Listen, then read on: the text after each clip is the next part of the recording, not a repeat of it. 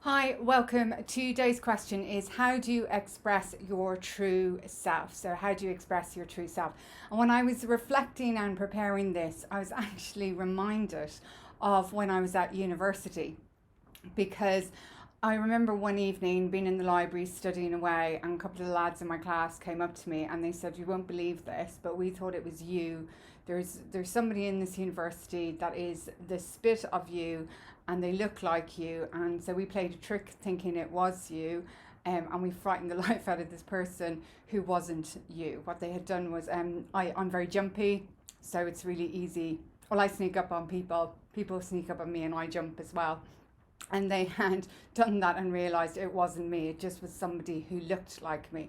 So for many of us, we're aware that there are other people out there in the world who may look like us. You may have come across people who've said, I've seen your twin. And that has happened to me, where people have said to me, I've seen people who have looked exactly like you.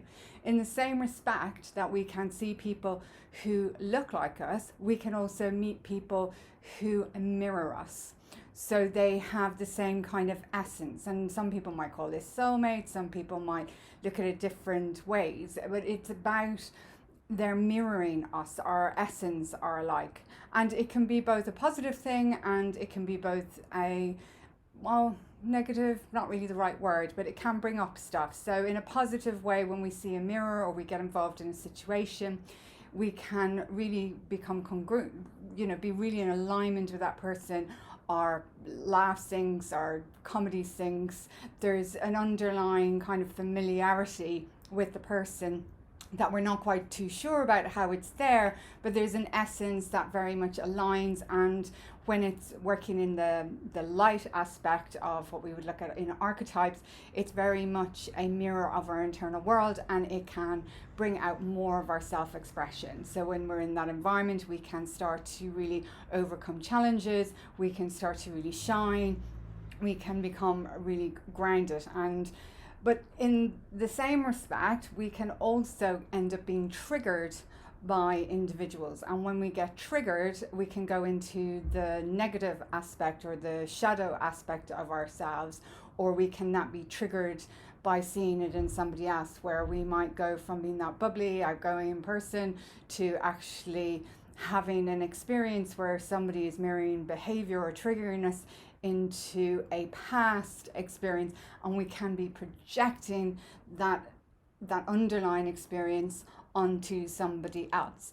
And the challenge in that is to be curious. That is one of the acceptances of preparing to be able to be in full self-expression, because with all the work that we do here at Granuaile, it's all about getting grounded, knowing what you think, knowing what you feel, knowing you can move, knowing you can make choices, knowing that everybody else can make choices. And it's about making choices that will be in being conscious of what's going on around you, but also being conscious of what's going internalized, so that you can make choices that are going to support your best well-being. And when we go on our journey, we're going to meet other people, because that's the world. The world is full of people, it's full of animals, it's full of experiences.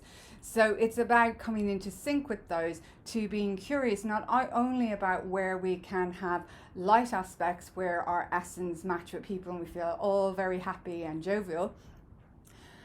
It's also about looking into the darker aspects. Where does somebody get triggered? Because the truth of the matter is, nobody makes us feel anything. We can choose our emotions, we can choose our feelings. Just sometimes, and for many people, and particularly when it comes to triggering, there have been experiences in the past, maybe on an individual level or a family level, that the walls of protection go up and make us become a bit more guarded and defensive, because we're being triggered into feeling something that we're uncomfortable with. And in many respects, we can put up the barriers instead of looking at the boundaries and saying, well, what can I learn about this so that I can improve my self-expression? So maybe I realize I'm being triggered by that person, and I learn to heal that old wound, or I realize that I need to move in a different direction so that I can reflect my true self. So where I'm reflecting a true self. And it's worth also just highlighting, because it's really coming into my mind, that sometimes we can mirror out our expectations of somebody else. And that as well can be mirroring out, that we expect somebody to mirror back what we want deeply to be met with in our own world. And another human being is just human. They're having their own experience. And additionally, we can sometimes mirror out or project out ideas about the other person that come back again to an old hurt or wound that is being projected out onto that person. Now they're the extremes. So if you look at it, there's the extreme mirroring out of putting somebody up on a massive pedestal that they may fall off and not really know how they fell off. Or we could have somebody who makes a decision on the other side to go into their darker aspects because they're being triggered by someone where they've put that person on a pedestal of expecting them to be like somebody else, even though they're a different human being. So they're the two extremes. And then in the middle, it's about looking at, where is my essence being highlighted? Where is it being mirrored back to me? What can I learn about that to move forward? And where do I want to go and have more of my self-expression seen by my friends, by my family, by my community, by the way I want to move?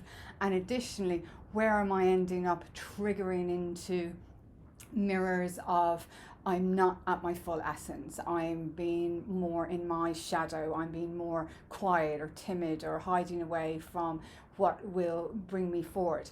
So today's invitation is to start recognizing the world around us is all a mirror of our experience and our journey, whether that's our books, our TV, whatever we're looking at, it's all what we're creating from internally to have in our outer world. And similarly, that is happening with our experiences around our life. So my invitation is to reflect on where your true self shines and what is your true self and what would you like that to be in terms of your creativity. And also, and again, gentle exercise. This is about curiosity. This is not about going delving deep and tripping over yourself, but just being curious about your feelings when you feel maybe triggered into a positive aspect, where you're in an environment where you feel very grounded, very safe, very happy to really express yourself, and to be curious about those environments where you don't feel 100% grounded or safe, that you might have to do a certain job or experience. And what is that teaching you? What is that teaching about yourself? What is it healing, or what is it pointing you in a different direction? Because all of this is information that we can take in to prepare ourselves to really move towards our heartfelt intentions. And particularly today, because today is a new moon, today is also a very heightened new moon because we are coming into the midpoint of the year. Remember, we're going to have solstice. It is solstice in June, isn't it? 21st of June in 2 weeks' time. So this is the day to set those new intentions. And what I've been working on is working what I don't want in relationship anymore. So where I don't want to be triggering, or what I've realized that in some relationships where I'm constantly not going into my full true essence, and just acknowledging them and acknowledging that I don't want to take them into the relationships that I do want, and then working at what I do want, where I want my true self to really shine, what that looks like, who that looks like with. And today is a good day to do that exercise. If you want to do a ritual, there's plenty on YouTube. And what I'm going to do later this evening, is I've been working on this, and I've written them all down, and I've written a couple of letters, and I'm just going to release it. I'm just going to release everything and set the intention. Then I'm going to release mirrors and experiences that I've been very, very curious about why they trigger me, what can I heal, but come to the point saying they no longer serve me. So I want to work over the next month to release them. And that's the intention I'm setting today. So I invite you to set your intentions in terms of where do you reflect your true self, and what triggers or what do you need to let go of and work on releasing over the next month, so that you can start to make more room for your heartfelt intentions and more room for your true self to shine. So that's where I'm going to leave it today. Remember, The first person one leads is oneself, mind, body and spirit. I'm Viv Bannigan, dedicated founder of Granuaile, and I'm creator of the map. I work with women who feel overwhelmed, confused, lacking confidence, not clear on their personal journey or their vision for their future. What I do is share with them the map, which allows them to take back controls of the reins of their journey with clarity and purpose. So if you'd like to know more, please check out our website. The link will be below. There's a free masterclass on there all about setting intentions. So if you're not sure about how to set intentions, go in there, sign up for the free masterclass. You'll get instant access. I'm so thrilled at my technological skills this week. Download it. There's a workbook to go with it. Do that today. Release it, set your intention so that you can release anything that's not been serving your good, so that you can start to set intentions for what you want to see to manifest in your life over the next 6 months. So till next time, take care and have a wonderful day wherever you are.